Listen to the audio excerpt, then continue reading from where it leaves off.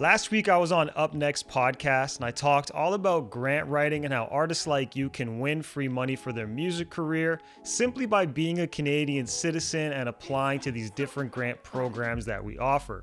It's an amazing opportunity to pay for things like studio time or hiring people or subsidizing your marketing costs and promotional costs and all these expenses that we have as artists releasing new music. Now, the thing is, though, not everybody is going to be in a position to apply to grants, and something that's going to really hold a lot of people back is the subject matter of their songs. What we're talking about here is the actual content, the lyrical themes, and what people are talking about in their music. Now, I wanted to shoot this video today to specifically talk about that and talk about how your song's content could make or break whether or not you're able to win a grant. So if you're like somebody like a trap rapper, you're going to want to pay special attention to this video because I'm going to drop some gems that'll help make or break your future with music grants. Are you ready? Let's go.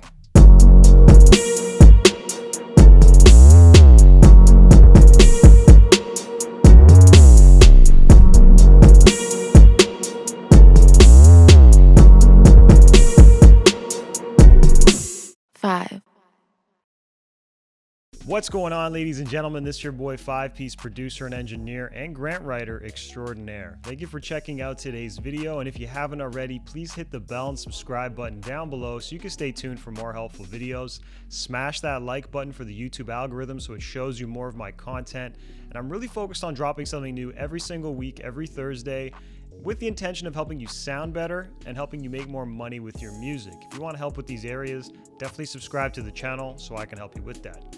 But in today's video, we're talking all about a song's content and how your music will actually really affect whether or not you're able to win a music grant. Now, Factor is a huge organization in Canada for granting. A lot of people apply to them. They're probably the organization that people are most familiar with.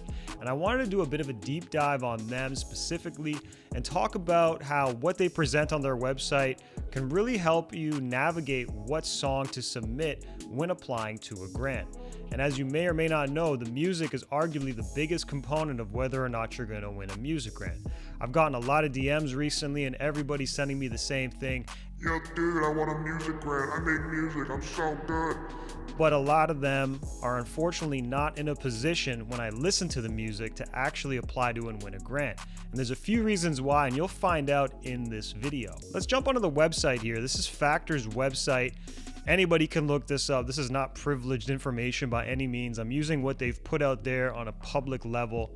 And you specifically are going to want to look at a few things. Now, if you're completely new to this, you can go to their programs and see their funding programs that are available. And one of the big ones is the Artist Development Program. That's one that I would recommend a lot of people check out if you're new or completely new to Factor. Basically, this program will give you $2,000. Very small sum of money in a lot of ways, but enough to make a bit of a difference on a project for a newer artist. And this is really the only grant that's going to help a newer artist. If you're a newer artist looking to get $10 or $20 or $100,000 in grants, it's not going to happen. Okay, so definitely start at the very bottom and work your way up as you apply to more grants, but that's a little bit of a side note. You can see here, these are their different programs: artist development, collective initiatives, comprehensive artist. I'm not going to read through all of them, but you see they have a bunch of different programs, and each program has a specific intention of what they're trying to fund. Now, the thing that you could check out as well is you could see a program's guidelines. Now, these are specific guidelines for these programs, and this is actually something that I want to point out first. All right, so if I open up the program guidelines for the Artist Development Program, the one I was just talking about, it overviews a lot of stuff, including their deadlines and all that. But there's a few things that I really want to point out, and the first thing is really how applications are assessed. So this is explaining how your application is going to be assessed by the people, the jurors really, that are reviewing your song and your whole application.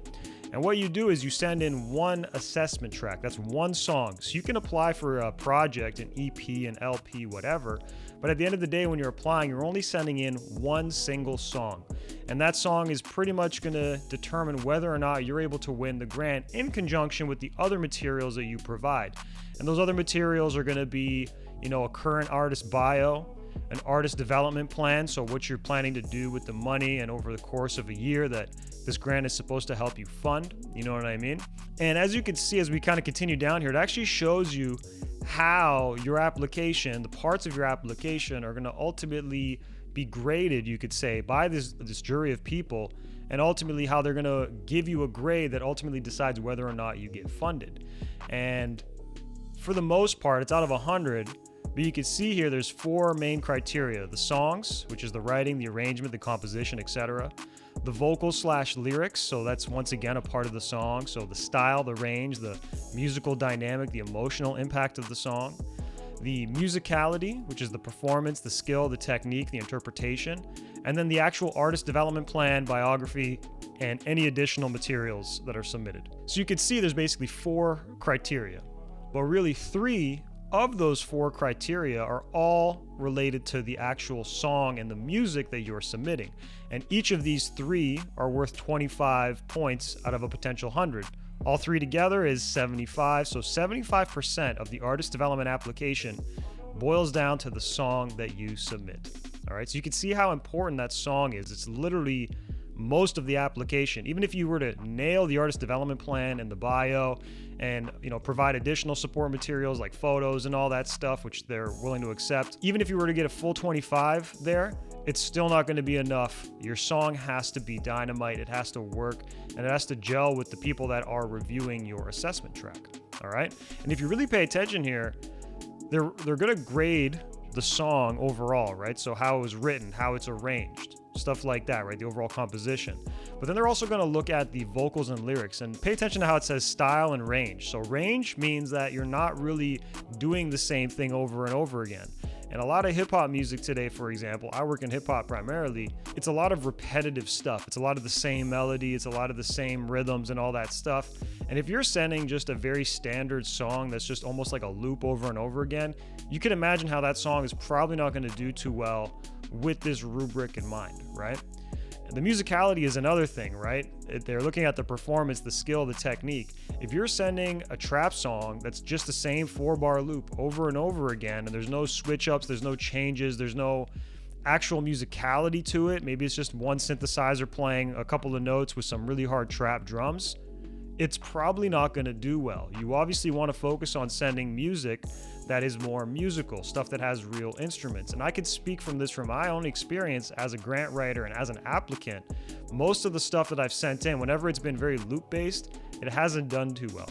However, when I send a song that contains a lot of musical components like guitars and Rhodes pianos played by, real piano players, for example, those songs have scored very, very well, right? If I've sent a song that has a very repetitive vocal delivery where it's just the same stuff and they're not switching up their flows and they're not really doing anything too extreme, it's just sort of the same thing as a straight line, it doesn't really do too well. But when I send in an R&B record, for example, where that artist is changing their inflections and they're doing all kinds of different stuff, different runs and all that, that has scored infinitely better than these more monotonous songs, you could say. And this is not to discredit music that is loop-based or anything like that. I love that music personally, right? But we have to look at this from the perspective of the grant organization, because that's who's ultimately grading your application, and that's ultimately who's going to decide whether or not you actually get funded. So you can see how reviewing these program guidelines and how they assess their tracks or how they assess their applications, how important that is. Now, the other thing I wanted to mention is if we go back to Factor's website and we go to their homepage, if you scroll to the bottom, you're going to see this area that says Business Policies PDF, and you can click and open it. And it's going to give you just a general idea of how Factor operates and all the different aspects of working with them if you were to, apply and win, just their general business policies. It's pretty standard procedure, right? But if you look here, you'll see that there's one area that's dedicated to what's known as offensive material.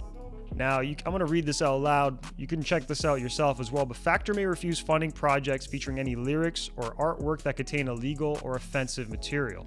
So guess what? Just right there alone, if you're a trap artist, I know a lot of trap artists, and I've seen the artwork that sometimes comes out.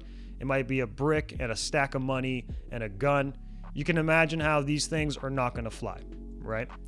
right away, just from the artwork perspective alone. And it's crazy because you could actually win a grant and then spend the money and get this artwork made. And what happens is you're basically breaking their rules after the fact, and then they could potentially take your money back. That's the truth. Sometimes they take it back with interest, like a loan, and that's something that you definitely do not want to happen. I don't advise that by any means. The next section here says, all general agreements include a clause related to offensive material, which provides that no portion of Factor's funding shall be used toward, and none of the project's costs may include the creation of any intellectual property and material that is or contains. So basically, their money can't be spent towards anything that creates A, hate propaganda, obscene or child pornography, or any other illegal material defined in the criminal code.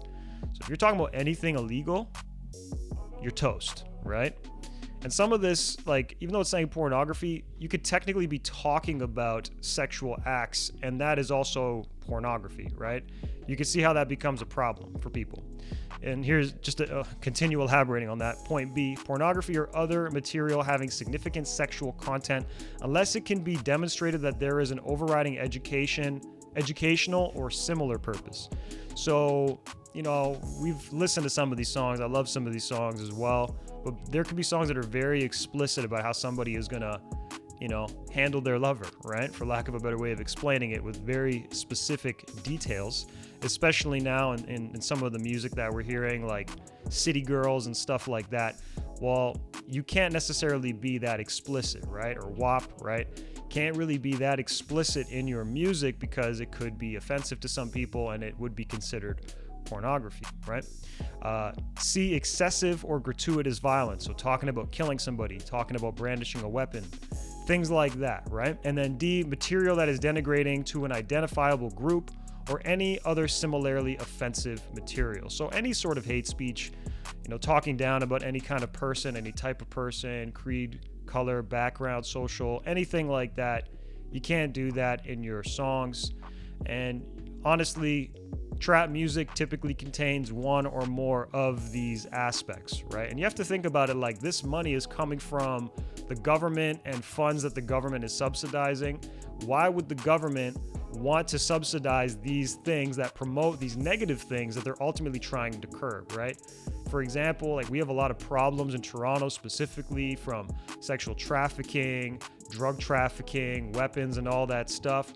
And they're doing things to curb that. So they're not going to want to subsidize and promote music or invest in music that ultimately promotes those activities, because that works against what they're doing. It works against their mandates. This is pretty common sense. It makes sense to a lot of people, but there are people out there who just don't understand.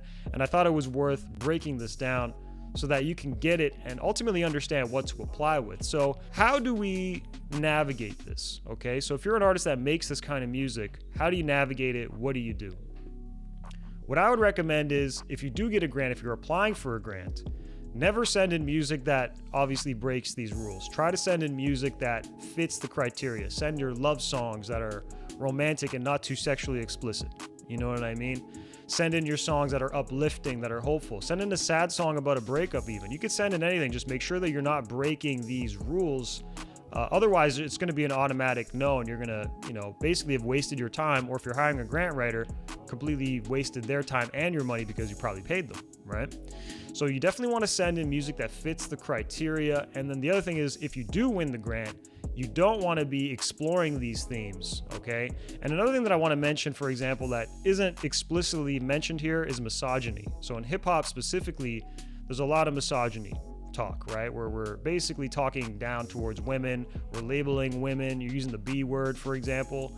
That's an instant way to not win a grant. And I can actually tell you from experience, I had a student in one of my courses, they actually sent in an application. It scored really well on the musicality and the production. They did a really great job from that perspective.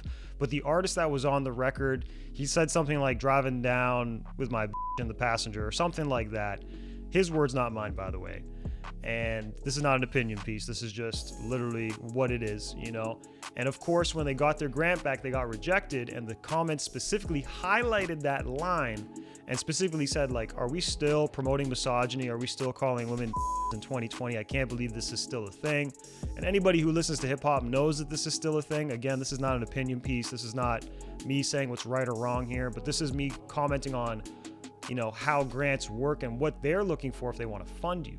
So, that obviously worked against them. So at the end of the day, what you want to do is pay very special attention to this and make sure that these themes are not in your music.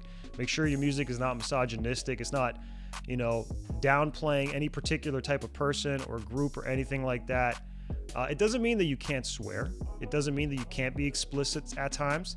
It just means that you have to obviously pay attention to the rules, play by the rules, and ultimately play the game, which is, what we're trying to do to win grants. Hope you found this helpful. There's a lot of information in this video. I hope I didn't offend anybody. Again, a lot of the stuff here is not my opinion. It's just facts that I'm reading directly from Factor's websites, as well as a couple of anecdotes from my personal experience applying for people and helping people like you apply to grants. If you want more help with grants, definitely subscribe to the channel. Check out my other resource, Finding Funding. That's at Finding Funding on Instagram or www.findingfunding.ca. I'll leave some links around down below or maybe up top on the video so you can look at more of that. And I'm looking forward to helping you guys again soon. I'll catch y'all later. Peace. 5,